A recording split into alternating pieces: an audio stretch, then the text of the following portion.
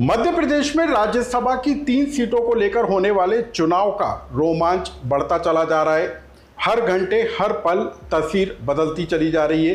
कांग्रेस ने अपने विधायकों की बाड़ेबंदी तेज कर दी है और विधायकों को बेंगलुरु शिफ्ट किया जा रहा है। लेकिन आज हम अपनी इस रिपोर्ट में बताएंगे कि आखिर बीजेपी ने महेश केवट को चुनाव मैदान में उतारकर आखिर कौन सा सियासी संदेश देने की कोशिश की है। मध्य प्रदेश की बीजेपी इकाई ने दिल्ली से लेकर उत्तर प्रदेश तक को कैसे साधने का प्लान बनाया है और आखिर मोहन यादव और प्रदेश बीजेपी के राडार पर वो कौन से कांग्रेस के विधायक हैं जिनके बूते पर बीजेपी फुल कॉन्फिडेंट नजर आ रही है और क्या सच में मध्य प्रदेश में संख्या गणित में मजबूत समझी जाने वाली कांग्रेस पार्टी अब वाकई में कमजोर हो गई है। आखिर मध्य प्रदेश में राज्यसभा चुनाव को लेकर खासतौर पर तीसरी सीट को लेकर कांग्रेस कैंडिडेट के खिलाफ उतारे गए बीजेपी के प्रत्याशी को लेकर भाजपा इतनी आत्मविश्वास से कैसे भरी हुई है, इसकी पूरी कहानी विस्तार से जानिए। नमस्कार, मैं हूं अनुराग श्रीवास्तव और आप देख रहे हैं लोकमत हिंदी। मध्य प्रदेश में राज्यसभा चुनाव को लेकर 3 सीटों को लेकर चुनावी सरगर्मियां तेज हो गई हैं। नामांकन दाखिल होने के बाद अब चुनाव के मैदान में 4 कैंडिडेट मैदान में हैं। 2 सीटें भाजपा के खाते में जाना तय है, लेकिन तीसरी सीट पर जहां कांग्रेस पार्टी मजबूत समझी जा रही थी, वहां पर अब बीजेपी का कैंडिडेट उतर जाने के बाद चुनावी मुकाबला बेहद जो है रोचक होता हुआ नजर आ रहा है। बीजेपी ने कांग्रेस की कैंडिडेट मीनाक्षी नटराजन के खिलाफ महेश केवट को चुनाव मैदान में उतारा है। सबसे पहले आप जान लीजिए कि महेश केवट आखिर हैं कौन। महेश केवट मछुआ कल्याण आयोग के अध्यक्ष हैं, जिन्हें हाल में ही भाजपा और राज्य सरकार ने नियुक्ति दी थी, लेकिन अब उन्हें पार्टी ने राज्यसभा का कैंडिडेट बना दिया। वो मछुआ जाति समाज से आते हैं और मध्य प्रदेश के अलावा उत्तर प्रदेश में मछुआ मांझी समाज की जो लोग हैं वो कई सीटों पर चुनाव प्रभावित करते हुए नजर आते हैं। यानी कि महेश केवट के जरिए न सिर्फ मध्य प्रदेश का बुंदेलखंड का इलाका बल्कि उत्तर प्रदेश के बुंदेलखंड के इलाके को भी भाजपा ने साधने की तैयारी कर ली है। यदि महेश केवट चुनाव जीत जाते हैं, राज्यसभा पहुंच जाते हैं, तो अगले साल होने वाले उत्तर प्रदेश के चुनाव में बीजेपी महेश केवट के चेहरे को भी पेश कराती हुई नजर आएगी। लेकिन अब इस पूरे मामले में एक बड़ा अपडेट जान लीजिए। मध्य प्रदेश के भाजपा नेताओं के दिल्ली को बताए गए संख्या गणित के बाद दिल्ली ने साफ कर दिया है कि वो मध्य प्रदेश की राजनीति में फिलहाल दखल नहीं देगी। यानी कि राज्यसभा में भाजपा के तीसरे कैंडिडेट को उतारने के लिए अब जिम्मेदारी मध्य प्रदेश के बीजेपी के नेताओं की है। लेकिन अब हम आपको एक और बड़ी खबर दे दें। मध्य प्रदेश में साल 2016 में भी राज्यसभा के चुनाव हुए थे, तब भी 3 सीटों को लेकर चुनाव हुए थे। तब जो है बीजेपी के खाते में 2 सीटें जाना तय था और कांग्रेस के खाते में 1 सीट। तब भी बीजेपी ने एक कैंडिडेट उतारा था, लेकिन उसे पार्टी प्रत्याशी घोषित नहीं किया था। भाजपा ने विनोद गोटिया को चुनाव मैदान में उतारा था, निर्दलीय तौर पर उनको कैंडिडेट बनाया था, लेकिन जो समर्थन है वो भाजपा का था। लेकिन तब कांग्रेस पार्टी के विवेक तनखा कमलनाथ की बिछाई गई बिसात के बूते पर जीतकर राज्यसभा पहुंचे थे। लेकिन मध्य प्रदेश की राजनीति में अब समीकरण बदलते हुए नजर आ रहे हैं। मध्य प्रदेश में कांग्रेस का नेतृत्व जीतू पटवारी कर रहे हैं और जीतू पटवारी और कांग्रेस पार्टी के पास विधानसभा में इस समय 63 से 64 विधायकों की संख्या है। इसके बावजूद हम यदि राज्यसभा चुनाव के लिए जरूरी आंकड़ों पर नजर डालें तो कांग्रेस पार्टी को मात्र 58 विधायकों की जरूरत है, जिसे वो पूरा करती हुई नजर आ रही है। लेकिन बीजेपी का तीसरा कैंडिडेट निर्दलीय नहीं, बीजेपी ने अपना तीसरा कैंडिडेट उतारकर कांग्रेस की मुश्किलों को बढ़ा दिया है। बीजेपी के नेता एक तरफ फुल कॉन्फिडेंट नजर आ रहे हैं तो वहीं कांग्रेस के अंदर बेचैनी का माहौल है। सबसे पहले आप उन बयानों को सुन लीजिए। मध्य प्रदेश के मुख्यमंत्री मोहन यादव ने आखिर तीसरे कैंडिडेट की जीत को लेकर ऐसा कौन सा बड़ा दावा कर दिया जिसके बाद कांग्रेस खेमे में हलचल पैदा हो गई। इसको आप सुन लीजिए, क्योंकि मुख्यमंत्री मोहन यादव ने कहा कि जब तक उनका तीसरा कैंडिडेट जीत नहीं जाता वो चैन से नहीं बैठेंगे। क्या कहा था मुख्यमंत्री मोहन यादव ने और अब क्या कहा है प्रदेश कांग्रेस अध्यक्ष जीतू पटवारी ने, आप उसे सुन लीजिए। जितने सारे सांसद विधायक सब पूरी पार्टी इस ताकत के साथ लगी है।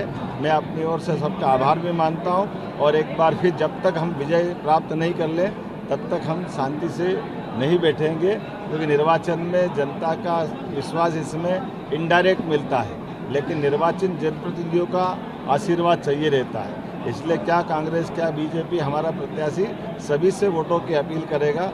एक बार फिर आज के अवसर पर हम इनके निर्देशन पत्र जमा कराने के बाद हम सब बधाई देते हैं। बहुत धन्यवाद। जो पंजाब का आदमी लेके आए हैं और उसको आपने कैंडिडेट बनाया, उसकी जगह क्यों नहीं किया?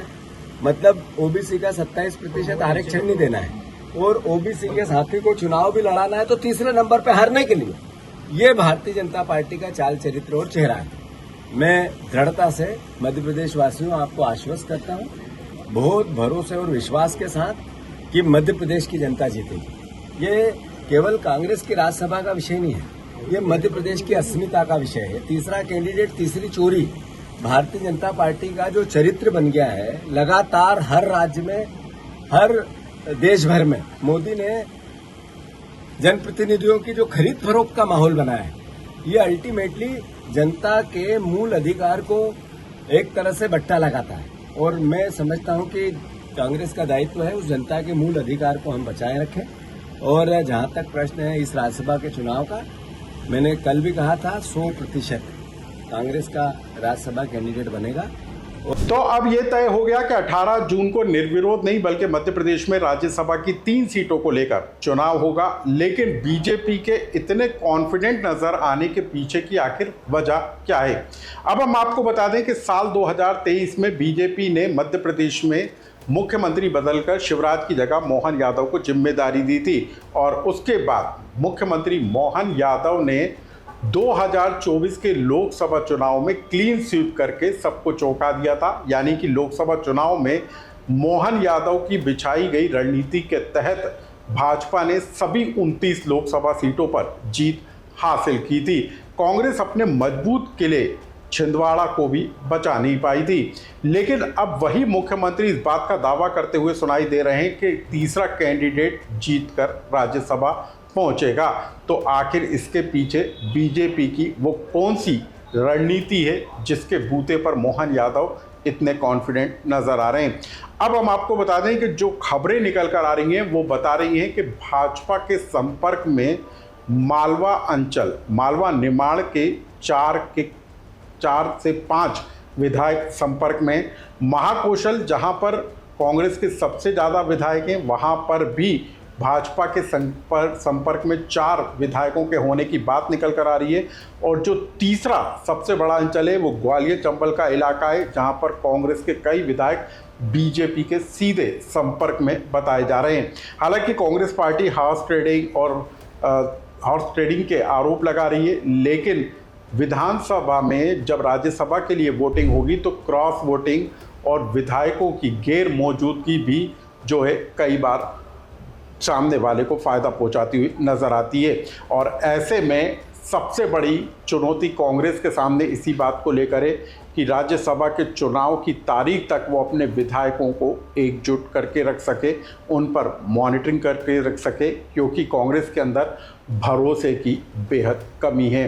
किस पर भरोसा किया जाए, किस पर नहीं किया जाए, ये कहना मुश्किल है। सिर्फ विधायक ही नहीं बल्कि पार्टी से जुड़े कई बड़े नेता हैं, उनको लेकर भी पार्टी पूरी तरीके से श्योर नहीं है। लेकिन अब हम आपको बता दें कि इसी बीच कांग्रेस पार्टी ने अपने विधायकों की बाड़ेबंदी करना शुरू कर दिया है। कांग्रेस पार्टी अपने विधायकों को बेंगलुरु शिफ्ट कर रही है और चार्टर प्लेन से 18 तारीख तक जो है उनको बेंगलुरु में रखा जाएगा और वोटिंग के दिन भोपाल में लाकर वोट का इस्तेमाल किया जाएगा। लेकिन जितनी कोशिश अपने विधायकों को और एक एक वोट को बचाने में कांग्रेस पार्टी लगी है, उतनी ही मजबूती के साथ बीजेपी रणनीति बिछाती हुई नजर आ रही है। क्योंकि बताया ये जा रहा है कि रविवार को कैंडिडेट तय करने के दौरान बीजेपी ने पहले उन पहलुओं पर विचार किया था जो तीसरे कैंडिडेट को जीत दिला सकती है। और उस दौरान मध्य प्रदेश सरकार के मंत्री राकेश सिंह, कैलाश विजयवर्गीय, प्रहलाद सिंह पटेल और प्रदेश प्रभारी के अलावा संगठन से जुड़े पदाधिकारी बैठक में शामिल हुए थे। और उसके बाद ये तय हुआ था कि तीसरा कैंडिडेट भाजपा को जीत दिला सकता है। और उसी के बाद पार्टी ने तीसरा कैंडिडेट उतारने का फैसला किया। यानी कि कुल मिलाकर मध्य प्रदेश की राजनीति में राज्यसभा चुनाव को लेकर सरगर्मी तेज है। कांग्रेस पार्टी अपने एक एक वोट को, एक एक विधायक को बचाने की कोशिश में है, तो बीजेपी कांग्रेस के अंदर सेंधमारी की तैयारी में है और इसके संकेत बीजेपी के नेताओं की तरफ से मिलते हुए नजर आ रहे हैं, जो इस बात की तरफ इशारा कर रहे हैं कि मध्य प्रदेश में मजबूत नज़र आने वाली कांग्रेस पार्टी राज्यसभा चुनाव को लेकर कमज़ोर साबित होती हुई नज़र आ रही है। बहरहाल 18 जून को आखिर वोटिंग के दिन क्या कुछ होता है और क्या वाकई में बीजेपी की रणनीति कांग्रेस पर भारी पड़ पाती है, ये देखना बेहद दिलचस्प होगा। लेकिन एक चुनाव के ज़रिए, इस चुनाव के ज़रिए और एक सीट के ज़रिए मध्य प्रदेश में बीजेपी के नेता और कांग्रेस के नेतृत्व पर जो है कई तरह के सवाल उठते हुए नज़र आएंगे और यदि हार होती है तो सवाल उठते हुए नज़र आएंगे और यदि जीत मिलती है तो नेतृत्व मजबूत होता हुआ नज़र भी आएगा। राज्यसभा के चुनाव से जुड़ी इस खबर को लेकर आपका कोई सुझाव या कमेंट्स हो तो हमें कमेंट्स बॉक्स में लिखकर जरूर बताएं।